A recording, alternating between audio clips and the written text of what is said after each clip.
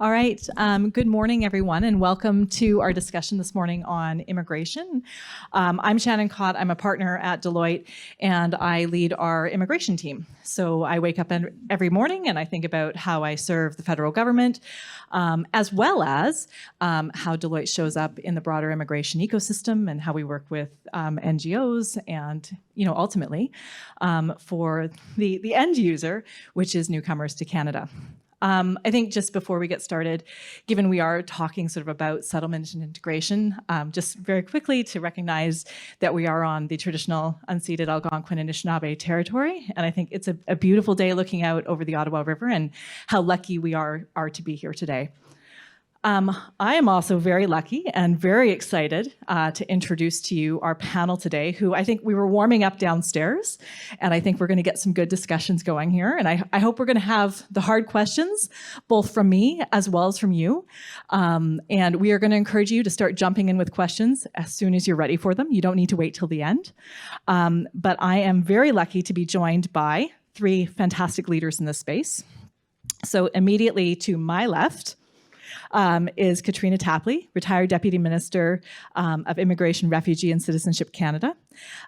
Katrina had a distinguished career in the Government of Canada, retiring last May after holding several key positions in the Canadian Public Service. She was the Deputy Minister for IRCC, and prior to this, Deputy Secretary to the Cabinet, Privy Council Office, and has had a long career in policy and across the federal government and doing some extraordinary things. So welcome, Katrina. Thank you so much for joining us. Next to her, and I'm going to try to do this sort of move here to see you all, is Kareem El-Assal, Director of Policy and Digital Strategy for Canada Visa. Kareem oversees content development for Canada Visa's web properties and CIC News. Since 1994, Canada Visa has delivered trusted information to people around the world on how they can move to Canada. And it's the online presence for Cohen immigration law. And Kareem is a sought-after speaker, many published articles, and I think is our resident researcher and economic sort of perspective. And so welcome, Kareem. So glad that you could join us in from Toronto today, I think, correct? And next to him is Samina Sami. Thank you so much, Samina, for joining us. Samina is the Chief Executive Officer of COSTI and has had a distinguished career in the public sector.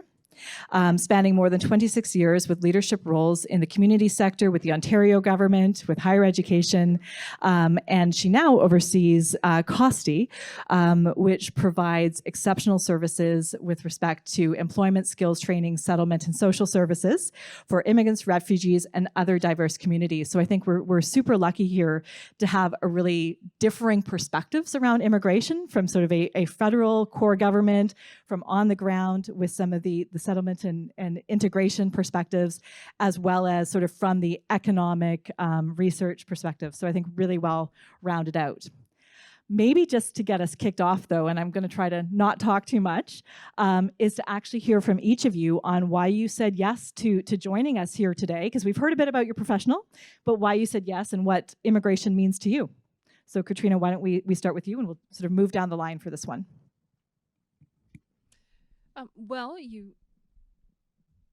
Hello? Oh, there we go. Okay, well, you were nice and you asked, so I said yes. Immigration is still, for me, it's a passion. So I did two long stints at the Department of Immigration, Refugees and Citizenship, or the First Time Citizenship and Immigration Canada. And I don't mean to sound too Pollyanna-ish, but the key to continued prosperity for Canada, the key to growing a better country is immigration. And it's not resting on our laurels, it's actually building a better immigration system every day so that newcomers who come to Canada feel welcomed and that we continue to prosper as a country. Without immigration, that will not happen. So that's why I said yes. Thank you for saying yes. Kareem? Immigration to me is by far the most fascinating policy area. It intersects with pretty much any policy area you can think of. And a litmus test for me in terms of how fascinating this space is whenever I'm asked which profession I'm in, and I note that I work in the immigration space, I always get a very emotive response, right? It's a space that is full of opinion. It's full of analysis. It always gets people on their feet. And in addition, in terms of what immigration means to me, my parents and I were able to benefit from Canada's point system. We immigrated here under the Federal Skilled Worker Program back in 1990, and we have experienced the lows and the highs of immigration, and I see my work in this space as an opportunity to give back. Thank you. Can you hear me? Yes. Is it okay? So I said yes because Shannon is a concert goer like me, and I was hoping her and I could go to a concert after all of this, which apparently we are planning for. No, of course I represent the sector, I work in the sector, but I don't just bring the current perspective from working in the sector. I was a long-standing public servant, like many of you, in the provincial government. I worked on a lot of the transfer payments out to agencies and organizations who worked in the space, so I bring that perspective. I've worked at York University with a large cross-section of international students, international researchers, the global talent that makes up Canada. So I bring that perspective. I've worked and studied globally, and I have a sense from not only diplomatic missions who've come to meet with us here at COSTI, but studying in countries from Brazil, working in countries like India and China, in Israel, in Germany, and there's a wider perspective. So I'm hoping that we can look at this from multiple perspectives. But also I was here and I said yes, and I've worked with Shannon before. I do want us to have the real discussions, the provocative questions. And I think the question of are we ready for 500,000 newcomers is too easy a question. It almost intuitively results in no, how can we be with a housing crisis? But the question I'd like us to provoke, and that's why I really said yes, and I know Shannon has encouraged us to be frank, are we ready not to have immigrants in this country? Are we ready to have 100,000 immigrants? And what are versus 500,000? And what are the implications 20 years out for Canada? I think we equally, and actually more importantly, need to ask the question, are we ready not to have this? And then what does that mean for Canada? So I hope those are some of the questions we can interrogate here. And I'll just, final with this comment. In 2010 and 2012, economist Don Drummond, who the provincial government actually appointed as an advisor on the transformation of public service, said that if immigration does not increase by 2.5 times more, we will not be able to meet the labor skill shortage and with the declining and the increasing age and the declining birth rate. So 13 years later, we're in the crisis that economist Drummond and many other economists mentioned to us. So I'm not here to advocate of a number of 500 or 600 or 100 or 200. I think the issue is we've had many economists telling us, many policy makers telling us the crisis we're currently in was forecasted, it was predictive. So what are we going to do without immigration, I think is the more salient question, and that's why I'm here. Thanks very much, and welcome to all our panelists. So I think, Samina, you started going down a little bit of path on the numbers, and Kareem, I was actually going to invite you to start us off here a little bit, and hoping you can actually unpack the numbers for us a little bit. So how do you get to 500,000? Is that actually the number? Does the number even matter? So I wondered actually, sort of given you've spent a lot of time in the space and with research and with sort of thinking about this, if you can just start us with, like, what do the numbers mean? Sure. So I'm about to surprise many people in the room. The 500,000 figure actually comprises roughly 1/3 of the newcomers that Canada welcomes each year. Most of the newcomers we welcome are actually temporary residents, predominantly international students, followed by foreign workers. The reason the 500,000 figure gets so much attention is because it's the only category in our immigration system with a target. Under the Immigration and Refugee Protection Act, the federal government is legally required to announce their immigration plan in non-election years by November 1st. And so this is the only component of our immigration system where there is a target that we work towards. On the temporary side, we leave it up to the markets, to universities and colleges to issue admissions, as well as to employers seeking to fill gaps when there's no suitable Canadians to do the job. Last year in 2022, Canada's population grew by 1,050,000 people. Our population grew by 2.7%, which was the highest growth rate since 1957.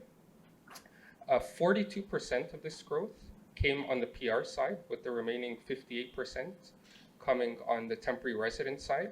Now, what's interesting is these figures come from Statistics Canada, and it's recently come to light. Really important point. That's okay. That was the one to jump in. It's recently come to light. Take it away, Kareem. I'm not yelling, I promise. It's recently come to light, actually, that Statistics Canada has been underreporting the number of temporary residents we have in Canada. And so they have announced that on September 27, they are going to be publishing the revised methodology. What we've heard from a variety of different stakeholders is that we're underreporting our temporary resident population by over 1 million people. And it's suspected the reason for this is actually two reasons. First, under IRPA, we have this concept called maintained status. And so what this means is when you're a temporary resident and your permit is about to expire, you can remain in Canada after your permit expires, so long as you apply for an extension before the expiry.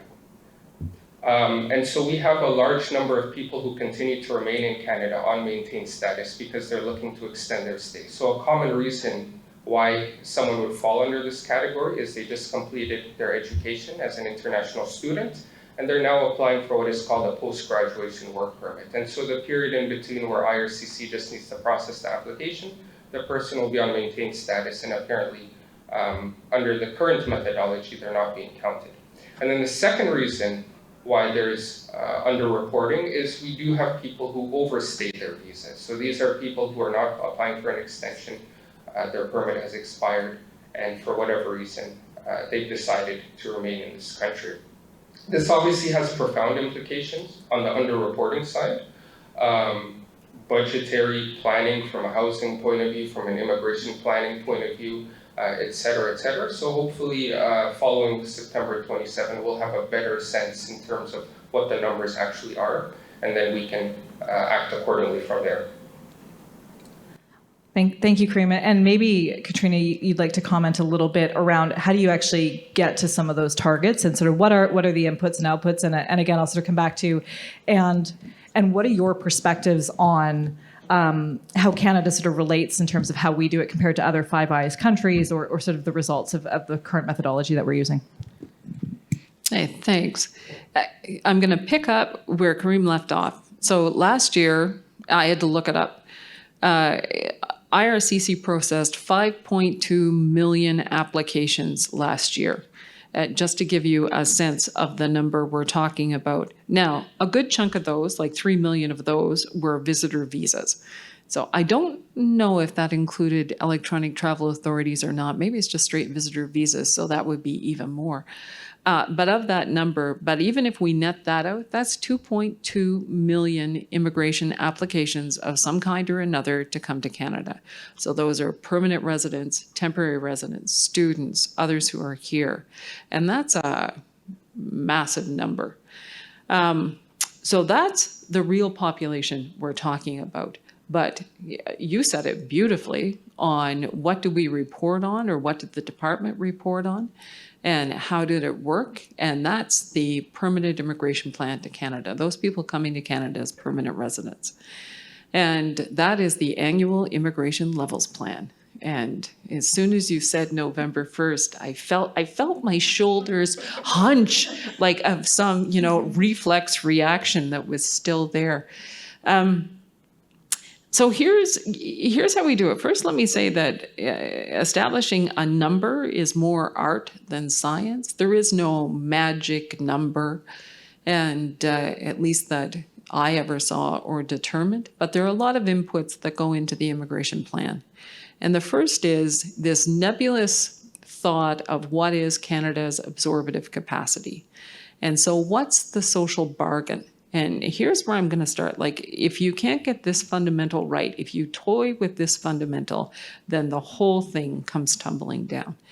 And so you need a willingness in Canada for immigration and for high immigration levels. And we're lucky we have it, but you can't rest on your laurels on it. There is a need for a constant positive narrative on immigration and the contribution that newcomers and immigrants make to Canada. And that you can never, ever take for granted. And so we see it get buffered every now and again. Things like Roxham Road will spike and Canadians' attitudes toward immigration start to decline. Something will happen, somebody will be arrested, it starts to decline. But overall, you've got a pretty positive atmosphere in Canada on immigration itself, and that's where you start. And so then, who do you work with? You work with first provinces and territories. So what do provinces and territories have to say about the immigration plan? What does business have to say about the immigration plan? What do the broad network of settlement serving organizations have to say about what is a number and where we are, whether it should go up, whether it should go down? So you have a whole bunch of inputs into this. There's a pretty exhaustive consultation process that happens. If you want to comment on it, you can do it online. There is a push to reach out to First Nations and other Indigenous groups. I noted last year that it was 0 in terms of response. But there are whole pieces of Canadian society that come together. And then on top of that, you start to look at some of the models. So how are people doing once they're here? What are outcomes? Are outcomes remaining steady? Are outcomes declining? What are the hindrances in the system? What does our research say around this? And we start to look at a range. And so we start to propose options. And those options go up to the minister and ultimately to cabinet. And it's cabinet that makes the choice on what the immigration level is for Canada. And it comes with a cost. And so if you want to increase your immigration levels, there's a price tag associated with that. And it's an important price tag. One is for the department to process those 5.2 million applications that I just talked about. But the other is, how do you welcome newcomers to Canada? And so are you prepared to adequately fund a settlement and integration system in Canada that means that people can have a better chance of hitting the ground running, that means people can learn English or French, that means people can enter the labor market and not feel socially isolated? And I cannot begin to tell you how important that is to Canada's success in immigration. There's a price tag that comes with moving that dial up. And so what's the government's tolerance for that? How does that fare against, I don't know, batteries for cars, just saying. How does it fare against other priorities in the economy? And so there's a give and take on that. And that's that's what comes out the other end on levels planning. And I'll stop talking here in 2 seconds, but you did ask about comparator countries. So make no mistake, we are in a war for global talent, and including with our Five Eyes counterparts, but also with our Europeans and others. So it's really hard to compare Canada's immigration system to the US. The US's immigration system is horrible and broken. And we benefit tremendously from that, I say with a smile. But it's largely... it's a largely family-based immigration system still in the U.S., and attempts to reform it have been pretty dismal. So I'm going to discount the U.S. for a bit. The UK's immigration system is getting to be more like Canada's, but they too have like a long history of other things that are involved in immigration that we don't have in the UK. So the closest comparators in our Five Eyes are Australia and New Zealand, and they have very similar immigration systems to Canada's. Australia especially, New Zealand's a giant federal state, so they get away with a lot more, I would argue. But Australia and Canada's immigration systems are pretty similar. Australia has not been so quick to increase immigration levels as Canada has. There's been a little more of a reticence there, but we select people in a very similar way. We face the same problems that Australia does in terms of credentials, people coming, of looking at other things on the radar. So that's similar. And who is a big competitor for Canada in terms of global talent? Australia is a huge competitor for Canada for global talent. And we share information, we share work with them. But at the end of the day, right, we're still in a war, and we want them here. And the last thing I will say, and just on comparatives, the other is the Europeans. And the Europeans traditionally have not been competitors. Like, we can go into a whole bunch of reasons for that. But that is less the case now. Like Germany, I would argue, is a big competitor for Canada on talent. Germany especially. But others are competitors for talent for Canada, and that's where we want to go. So that's kind of I hope, demystifies a little bit on what how it comes in and what it looks like, and where it is. But the important part to remember is it's not all of the equation. The other part of the equation is who are the others who are here, who are other newcomers who are here in Canada, and what are they doing in the labor market? And I would argue, and they are important sources for permanent migration. And maybe that's actually the perfect segue, Samina, over to you to sort of help round out a little bit of our current state sort of discussion here around sort of and Katrina spoke about the importance of the settlement services that are available to actually not just arrive, but thrive. And so maybe you can just comment a little bit on where are we from the perspective of the settlement integration ecosystem sector, and any sort of thoughts on where we are and your aspiration. Sure. So this is an area that often doesn't get attention in the public eye. People think immigrants, newcomers, others are arriving here and they're finding their way. But we actually have quite an evolved settlement and integration system. To give you a sense, in Ontario, there is about 240 organizations that are members of the settlement network. So it doesn't include others that are not members. So, if we included non-members, it might be upwards of 350 or so. Across Canada, there are 900 agencies, and these are different types of agencies, some larger, some very small, some ethno-specific. And together, this network, the Settlement and Integration Network, provides a host of services. It's everything from language to skills training, employment, healthcare, mental health, a whole spectrum of services. The settlement and integration network, the ecosystem we have in Canada, is lauded. So at COSTI, for example, we've hosted multiple delegations from Germany, from Switzerland. We just hosted a delegation from Italy.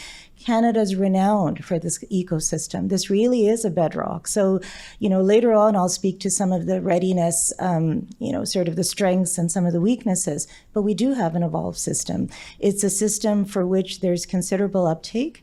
The outcomes, a relatively good rate of integration and settlement in a short period of time once clients avail themselves of these services. What we have maybe a little less of is, I know there's provincial research on this, that there could be greater awareness from newcomers of these services. So we spend, for example, a lot of time promoting the services, making sure as soon as people arrive, but also pre-arrival, that they're aware of services and supports in Canada. But those who avail them, the outcomes are pretty good. We're lauded as a leader. There is a considerable ecosystem. Now, in that ecosystem, of course, are other partners. So the colleges and universities in terms of bridging programs, skills training, healthcare agencies, social services agencies, and increasingly, we work, for example, extensively with private sector partners. Employers are a huge piece in this. So we work in partnership with employers on some of the bridging programs. We work in partnership with them on skills training. Landlords are an enormous, partnership, in this ecosystem. So I don't want to say the ecosystem is just the government-funded ecosystem. It radiates out into quite a large ecosystem. We really do need a village and city by city, town by town in Canada to successfully settle and integrate immigrants. Now, there are areas that are deficits. I said I'll speak to it later, but we're not as successful on the labor market integration. Data certainly shows that. Research shows that. We need to be stronger in those spaces. But the ecosystem, for all intensive purposes, it's a cost-effective system. I know there's a price tag, there's government investment, but the outcomes are good outcomes. So I just want to, in the sort of alarmist public discourse at times, that there is actually a structure and system over decades that Canada's evolved, and Canada's looked to as a leader with this system. And maybe we'll continue down, because I think you started to introduce it, Samina, around outcomes. And Katrina, I'm just going to come back to you, and I'd love your perspective on, like, what does success actually look like, and how do we define some of those success outcomes? And is what success is now and has been for the last 50 years, is that still success in the future? Big question, maybe. It's a big question. I'm going to tackle it in kind of three parts. So the first is, how do we measure success, and what does it look like? So we measure it with something called I still say they, the department measures it in something called the Immigrant Tax Filer Database. And so what we do is we compare outcomes on an economic perspective against Canadian-born. And for newcomers, for permanent residents who are coming to Canada, it breaks down like this. Who does best? Those selected under the economic categories do best. So Canada Experience Class, Federal Skilled Worker, Federal Skilled Trades, Provincial Nominee Program, their economic outcomes, in other words, how much money are they earning? Those are pretty good outcomes. Family class, it's a mixed bag, right? So who's in family class? Parents and grandparents or spouses overseas. You fall in love with somebody overseas, you sponsor them to come to Canada. That's who's in the family class. If you're coming as an economic immigrant to Canada, your family is included in those economic numbers. So family class is more of a mixed bag. And then there are refugees. And so refugees and other selected for humanitarian reasons, and their outcomes are not great. So their outcomes really start to fall off. And it faces many of the hurdles they have as they come to Canada. And even within that, there's a degree. If you come as a privately sponsored refugee to Canada, your outcomes are better than if you're here as a government-sponsored refugee. And that speaks to Canada's willingness to accept some pretty tough cases as part of government-sponsored refugees. And so that's kind of how economic outcomes break down. And I'm like speaking in huge generalities here. And I digress just for a second. I noted on the IRCC website that there is a new paper out on high-skilled and low-skilled, which was fascinating, at least for me, on how does it break down with high-skilled and low-skilled, and who's going into what occupations. And it starts to speak to, why is that the case? Anyway, I digress.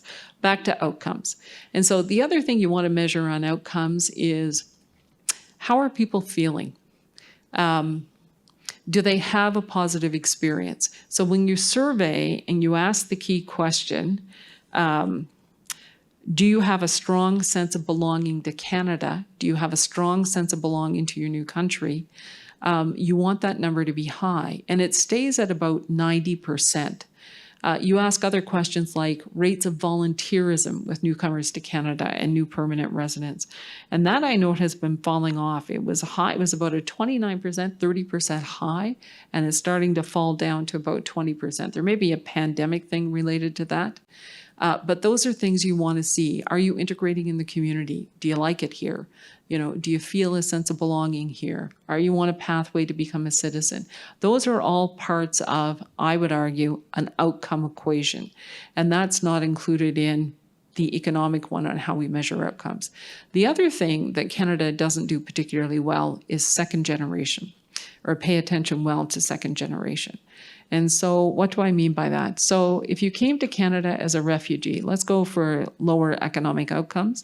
If you come to Canada as a refugee, the chances of your children having a better education than the average Canadian born are pretty high. And so that, for me, is a big indicator of success, that next generation is doing well in Canada. and they're sponsored well in Canada. They're integrating into the community in Canada. And I think there are lots of reasons for that. But first, I'll give a giant shout out to the school systems. And so this is to PT colleagues who are here.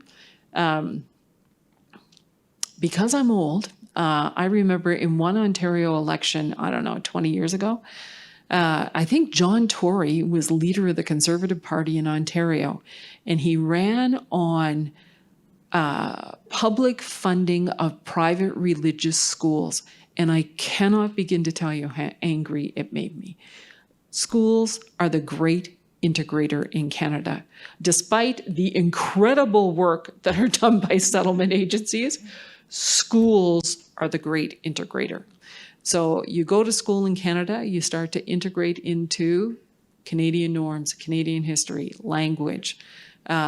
Your parents get brought into the equation. Schools are huge on where it is. So I think all of that needs to get brought into what are outcomes. So not just the how much money did you make and are you doing better or worse than the Canadian born, but what are those other indicators that mean that Canada is a good home for you?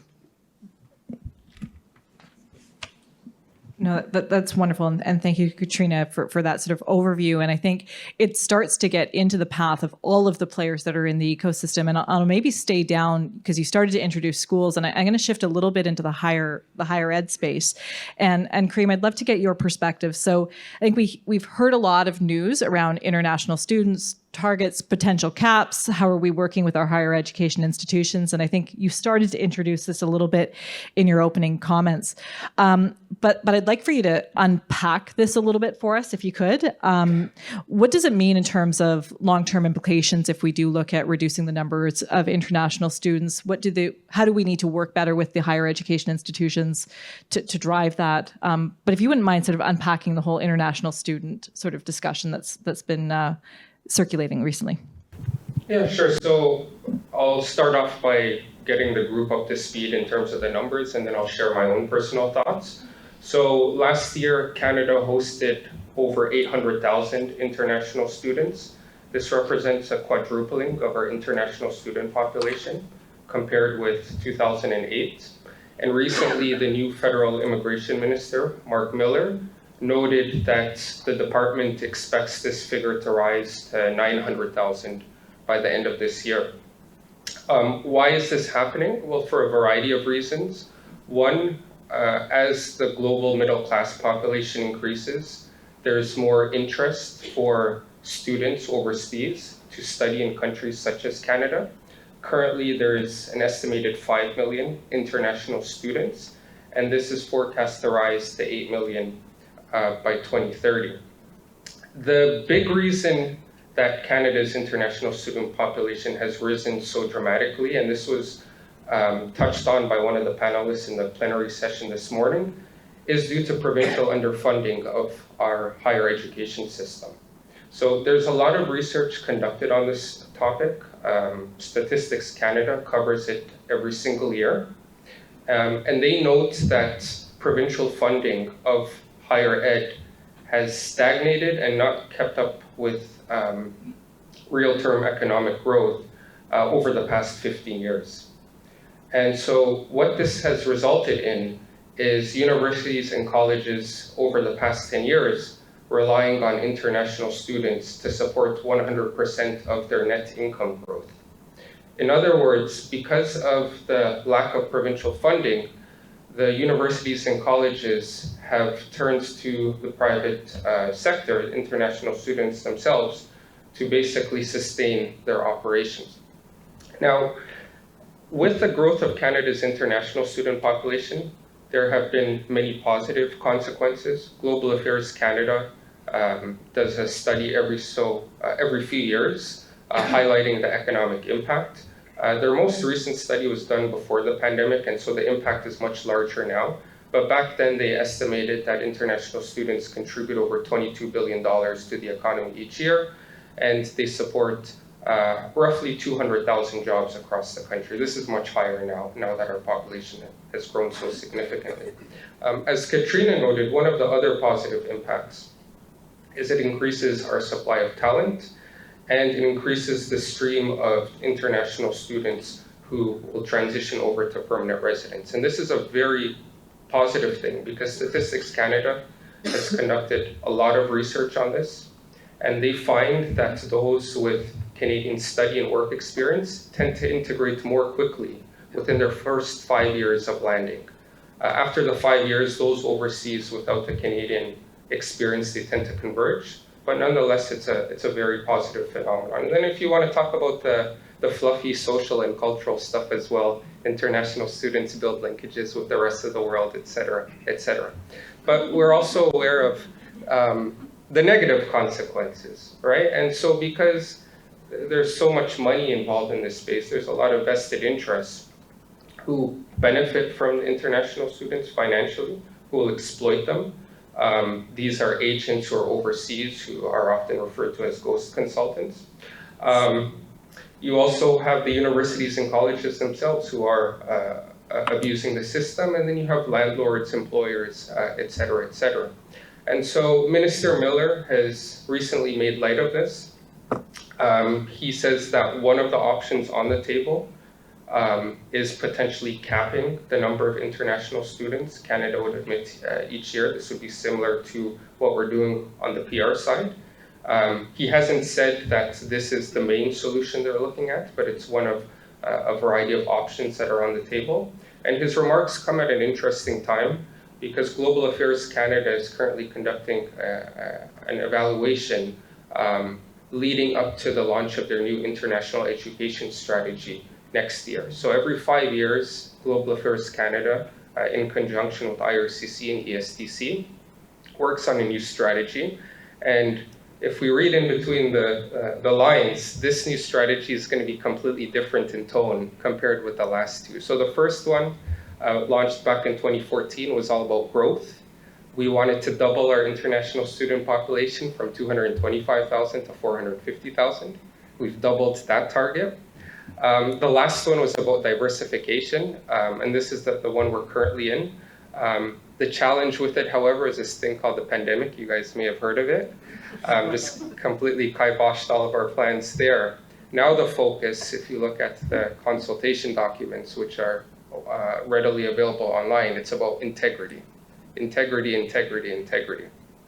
And so, this is what we need to focus on moving forward. It's no longer about growth for the sake of growth, but about delivering positive outcomes for international students, making sure that there is a stronger interface between our temporary and permanent resident systems, et cetera, et cetera. Now, on the question of whether a cap is necessary, I would argue no. There are a lot of tools we have at our disposal, federally and provincially, that could address the issues, and perhaps we can speak on this shortly. Am I allowed to disagree? Yes, I would argue, and this is just me, that a cap is worth considering. And it has precious little to do with the hype in the media over housing, like, please. It has to do with the quality of the education that Canada is offering. And I used to tell people, you have a limited emotional range. You are concerned, you are satisfied, right? I am concerned on what's offered as part of a quality Canadian education to international students. And it's funny, I can see the look in your eyes, right? You say international student, I can all see you thinking PhD students at University of Toronto. Okay, think colleges, think career colleges, think people being exploited, think of the system being abused, think of people being ripped off. Actually, I thought you summarized it quite nicely. And that's the part that I start to worry about. And I begin to wonder if a cap isn't a way to begin to address some of that and increase the quality of the education and the experience that's being offered, because international students are such an important part of an immigration equation. And think about it. They come to Canada, they study, they graduate, they're here in a post-graduation work permit. So all of a sudden you have erased the issues with credential recognition. You have a Canadian education certificate, diploma, degree, and you have Canadian work experience. And that's a huge boost in what your outcome is going to be. And I would argue how easy it is to continue to integrate into Canada. And so protecting the value of that, I think, is hugely important. And I do wonder if a cap isn't one of the ways to do it. So we all agree on the nature of the challenges and the need to address them very quickly. I'll first explain why I don't think a cap would be beneficial, and then I'll explain what tools IRCC and the provinces have at their disposal to address the challenges. My concern with the cap is it creates a narrative among the global marketplace that Canada is shutting its doors to global talent. And this is a challenge that we've seen in comparator countries in recent times. So for instance, following Brexit in the UK, they closed up their immigration system, and there was a view among global talent that pursuing immigration and temporary resident pathways to the UK were no longer viable, to the extent that the Prime Minister at the time, David Cameron, had to travel over to India and give presentations at Indian colleges and universities saying, we still want you to come study here. We saw it recently with Trump in the UK. Right, so I'd be very concerned about this getting a foot in the marketplace, and international students being concerned about whether they would be able to study in Canada, which would really hurt us, both economically and socially. Now, in terms of the tools that we have at our disposal, we don't have to reinvent the wheel. IRCC has actually done a very good job in terms of putting checks and balances in place in the system. So for instance, on the private colleges, IRCC could potentially work with the provinces to revoke the DLI status for them, right? That's one option to reduce demand there without imposing a cap. Another thing that IRCC can do is work with the provinces in terms of having higher standards on admissions. And so the department does this already with what is called the student direct stream. It's a fast track way of getting a study permit. It's a 20-day processing standard compared with the normal processing standards for others. To be eligible for this stream, you have to be from living in one of the 14 participating countries. But in addition to that, you have to demonstrate a higher level of English or French proficiency. You have to demonstrate that you have at least $10,000 in a Canadian bank account in a GIC. So these are measures that we have in place to increase the quality, for lack of a better word, of the people coming into Canada. And the third idea I want to propose is one of the challenges we are hearing on international students is lack of housing, lack of supports by the colleges and universities. One of the great things that IRCC and the provinces introduced during the pandemic was the DLI readiness plan. And so basically with all the social distancing measures in place and what have you, the department and the provinces basically required that universities and colleges, before welcoming new international students, demonstrate the measures that they had in place to be able to maintain social distancing to protect the health and safety of faculty, Canadian students, and international students. And so why not, moving forward, impose this sort of requirement when it comes to all aspects of international student admissions? Before a university or college is able to issue a letter of acceptance, they need to demonstrate to the provinces and the department as well they have enough housing available to this international student. They have career supports, mental health supports, you name it. And this could be a way of imposing more checks and balances on the system. Well, I don't know if that's a segue. So I think a segue into readiness, but maybe, are you okay, Samir, with when we'll take a question from the audience, please? Yeah. Just a question on what is the, you talk about this, the immigration network and its self-governing or self-policing so that, you know, newcomers and students don't end up in these fraudulent institutions. I hear a lot about government and the provinces and how they're going to restrict the flow to these colleges, but what about the communities themselves, the immigrant communities themselves, to say, this is garbage, not to go there. Like, what is the network doing? Sure. So maybe I can speak. So when I speak about the settlement and integration network. Oh, It's on. it's on. So when I speak, can you hear me? Okay, sorry. The settlement and integration network, these are publicly funded agencies, organizations, NGOs. So they're not in the space of the wrong information, predatory actions, all of that. They're wanting to guide newcomers towards their services.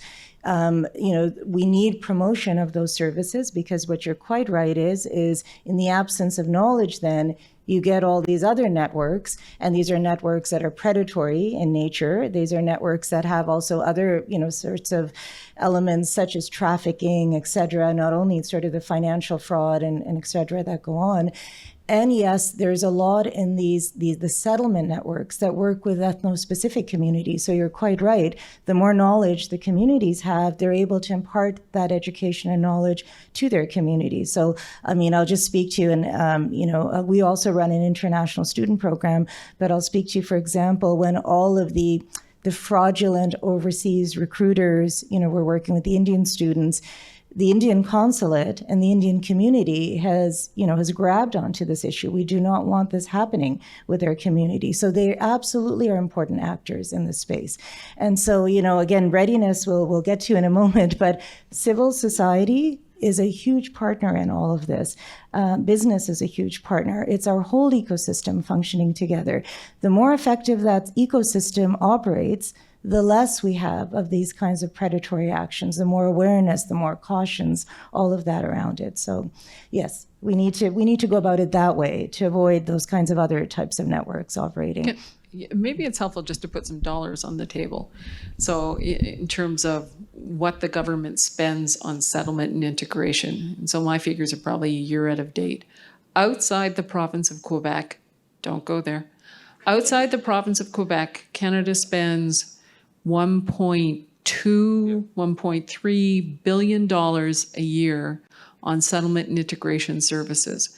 The provinces spend some money as well. Their figures tend to be much smaller, and it varies by province. Ontario spends 120 million. And it would go from there.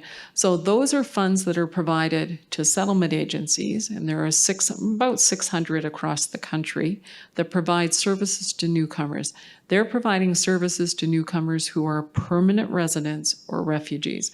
They're not providing services, at least not with federal government money, to students, to others. There are some exceptions to that. Asylum claimants, things like that, temporary foreign workers are not entitled to those settlement services. So there's a question about should they, and if I had another $1 billion, I would put it towards students. But that's one. The second is the networks overseas of immigration consultants, unlicensed immigration consultants, agents for universities and colleges, not my favorite crowd, and who works as recruiters for people to come to Canada. And we talk about the big source countries. We talk about India, we talk about China, we talk about other places for international students and where they're coming from. But there are real issues in other parts. And the student direct stream is wonderful. Thank you for that shout out. But it's hard. Like, as what the department looks at when people are coming to Canada on a temporary basis, particularly students, is first, have you been accepted at a Canadian institution? We'll start there. But second, can you support yourself when you are here? And a lot of people will say, no. You want assurance that people are going to go home? Not so much. What we want is, are you going to be destitute? Because international students pay outrageous fees. Universities and colleges are using them as a cash cow. So can you support yourself in Canada given those really high fees that are there? That's the second big question. And if you can't demonstrate that you can do that, right, they're going to reject your application. And then the second is, you're expected to be here on a temporary basis. And this is the one that gets really fuzzy, because the department will give you a work permit after graduation. We see you as a potential source of permanent migration to Canada. We really like this, but we may not like all 800,000 of you. And so if you're not successful, do you have a plan B? Those are the types of things you look at. And what you have are recruiters and unscrupulous consultants saying, don't listen to that. Don't listen to that. You come, this is what you're going to do, right? And that's where you get into these real heartache and hardship cases. They're brutal, just brutal. So Katrina put that very nicely. I wanted to just touch on some of these comments as well. Going back to your question directly, what are the community groups doing? Unfortunately, community groups are often preying on these students because of the profit motive. So like Katrina said, you have the agents, recruiters, etc. overseas who, knowing that these international students are predominantly motivated by immigration, will say to them, study in Canada, go to this college, it's a sure thing. I've never met an international student that's returned back. They always get PR. You have nothing to worry about. Don't worry about all that noise. And then of course, as a newcomer, you have this inherently built in you that you're different from everyone else. Oh, those people that couldn't get status, they're not as smart as me. I'll figure it out, right? Now, the challenge is predominantly on the private college side. And so what's happening is the recruiters are not telling the international students that studying at a private college does not make you eligible for the coveted post-graduation work permit. And this is what everyone wants. The post-graduation work permit will allow you to work in Canada for any employer and any occupation for a maximum of 3 years. In this 3-year period, you can gain the Canadian work experience that will enhance your eligibility and enhance your competitiveness for PR. So what happens? The international students will go to the private college, and then after they're looking at the next steps, they realize, lo and behold, they're $30,000, $40,000 in the hole, and they're not eligible to get this work permit, and they have to leave Canada.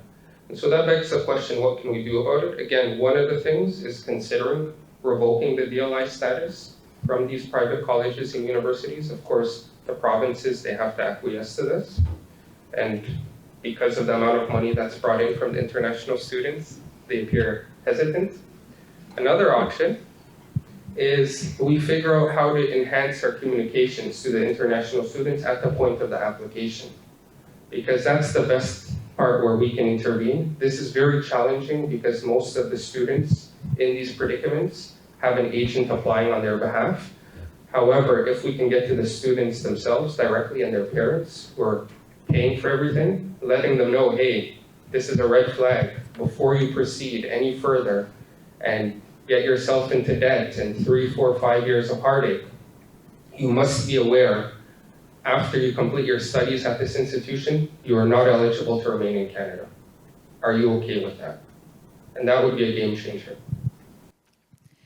And I think that what we're demonstrating here is a lot of the moving pieces across our economy around immigration and how do you drive to those outcomes. And Samina, I do want to come to you around what I'm going to loosely call readiness, because we are across all of these discussions talking about a huge number of people in very different circumstances and requiring a lot of different stakeholders and actors to be aligned. And so I'd love your comments on what does being ready for and Canada's proactive stance around immigration look like? So a lot to say on readiness. A lot to say on readiness. You know, I spoke about the ecosystem, the settlement and integration ecosystem, quite an evolved ecosystem over decades, has achieved great outcomes, as we've heard, in a relatively short period of time. So we do have that as a state of readiness. And what is it, the outcome that we're looking for? So what is settlement? So settlement, if we break that apart, is a relatively short period of time for which somebody can navigate, learn the system, be in a state of readiness in that they can then lead a more independent life or lives.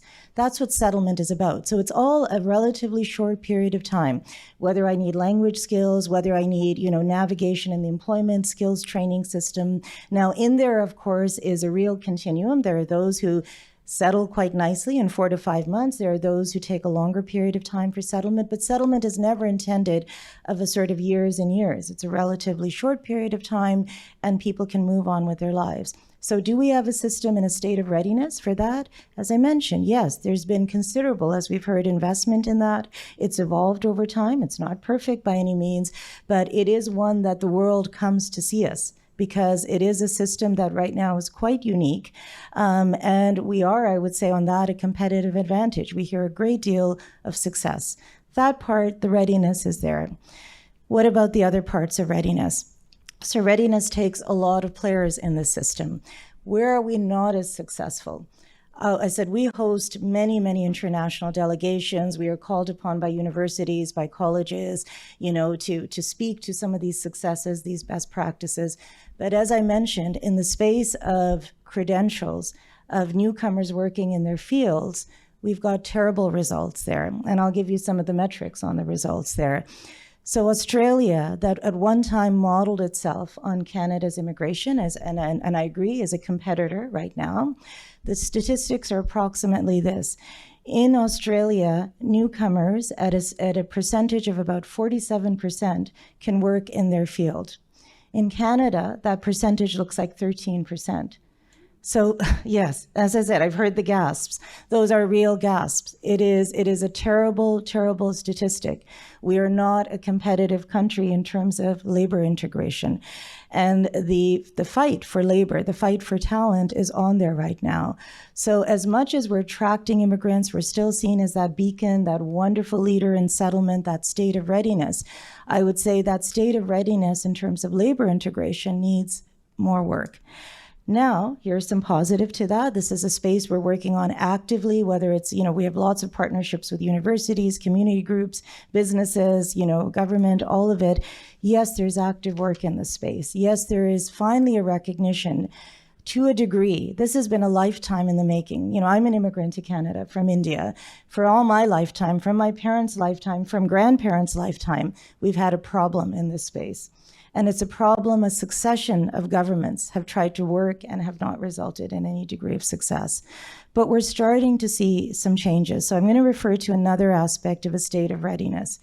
We've been through multiple crises in the last few years. We've had the crisis of the pandemic, we have a housing crisis, we have a health crisis, we have a mental health crisis, we have multiple crises.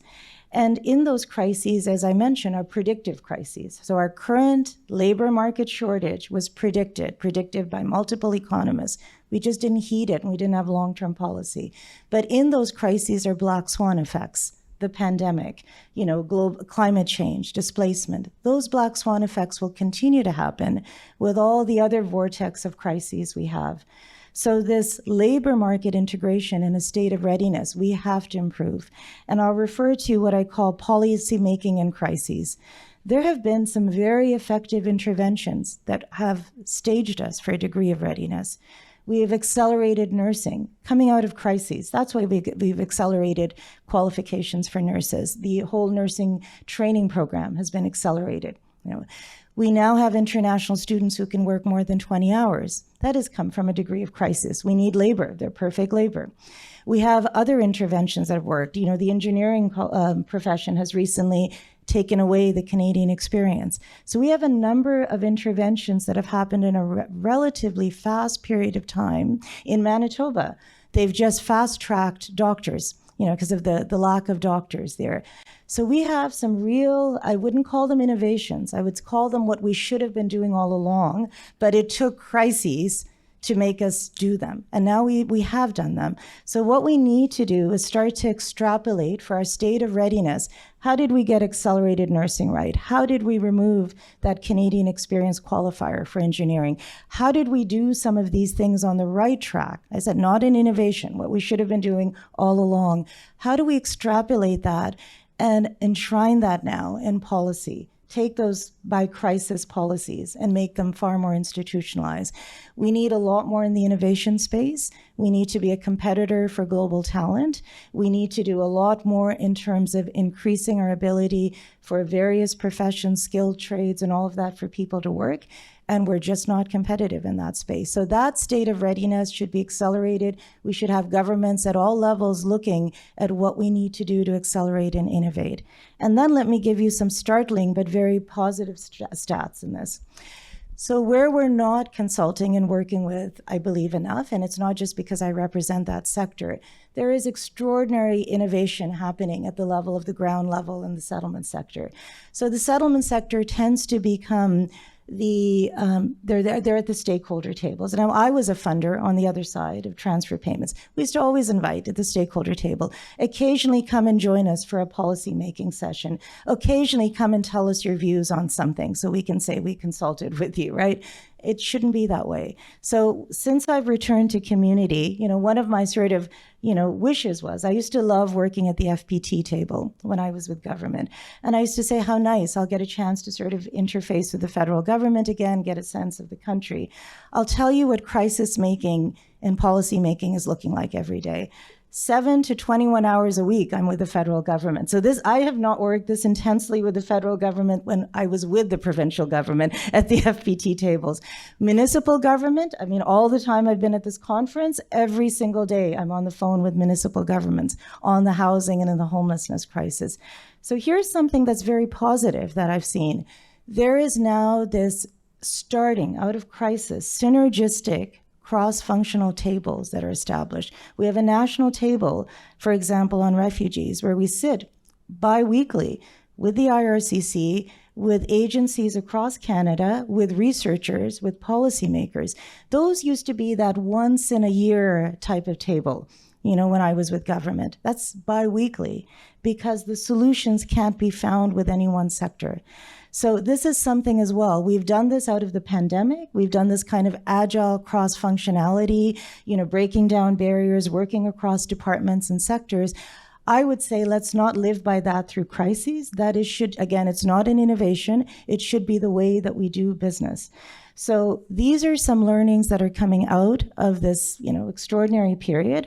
But I'll give you our housing stats in the settlement sector. I have the benefit of sitting weekly on national tables. This is what the settlement agencies are achieving, and I'll give you just the statistics with government-assisted refugees. Within an average of 50 days, 55 days, they're achieving housing for refugees. This is in the midst of the housing crisis, so 55 days. We have now municipalities coming to us and saying, we can't do this. We have a 20 to 30% rate of housing. In our agency, we're relatively successfully, in the midst of the crisis, have a rate of 83 to 90%. So we call our housing staff miracle workers. We call them superheroes on the ground. How have they done it? I don't think that should be a metric at all that the IRCC and others look at. I think it should be something we deeply interrogate to say what innovations are happening on the ground. They're working with landlords across the country. They're working in creative ways and finding housing. And we have now municipalities coming to us. So I would argue community groups, community organizations have great knowledge capital. It has been built up over decades in Canada in the settlement sector. We're lauded for it. I said every month I'm hosting an international delegation. What we need to see is our own home partners visiting us, visiting the community groups, saying, how is this being achieved? And we're not seeing the settlement agencies as, I would say, as vigorous as they should be at the policy tables, at the knowledge think tank tables, and I would say private sector. To Deloitte, right?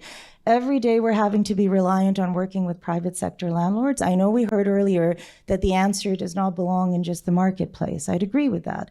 Governments have an important role in social housing. So of course we're working with governments, but we're intensely working with the private sector. I can attest to this because I'm working with these organizations every day. There are private sector groups that hold tracts of land, and they're saying, how do we accelerate working through municipal government and get housing on? Our clunky, out-of-date systems that are working in disparate ways are not serving us. So the cross-functionality of collaboration with governments, of private sector, of agencies, the NGOs, is critical. Let's not make that a crisis-driven way to work. Let's make that the way we should just be working. So I would say the readiness needs to be bringing together private sector, governments, NGOs, civil societies in a very intentional way with a long-term vision around readiness, well beyond what we're speaking about as 500,000 or the current skills gap. Because as I mentioned, economists have been giving us the warnings for decades and decades. So if we don't have immigration, and I'm not speaking about the 500,000, 300,000, whatever that magic number may be, or may not be a magic number, the number isn't it. It's the outcomes we achieve as a country. It's social inclusion, it's integration, it's economic prosperity. Those are the outcomes at the end of the day to be achieved for a state of readiness. We're not going to achieve that if we're making some of the mistakes of the past. We should take the best practices, some of those innovations, some of those learnings, and bring together the partners in a very intentional long-term view for readiness. So I would say time is now. Take that pandemic learning, take the crisis learning, take all these crises. You know, they always say, there's always a good crisis to learn from. Don't throw it away, and move forward with that state of readiness. That is what we need in a very innovative way going forward. Awesome. And I think that's a wonderful call to action. And I know we're just at time here. So we'll wrap it up. And I suspect our panelists may stick around for a couple of minutes if there are any questions, maybe, hopefully. But thank you all very much. And I think sort of truthfully the call to action on the intersectionality, the forward thinking, and that we all truly do have a role to play in readiness to achieve, because this is a Canada-wide opportunity and challenge that we have to take on. So thank you all very much for a super dynamic discussion and for your attention. But we will wrap it up there.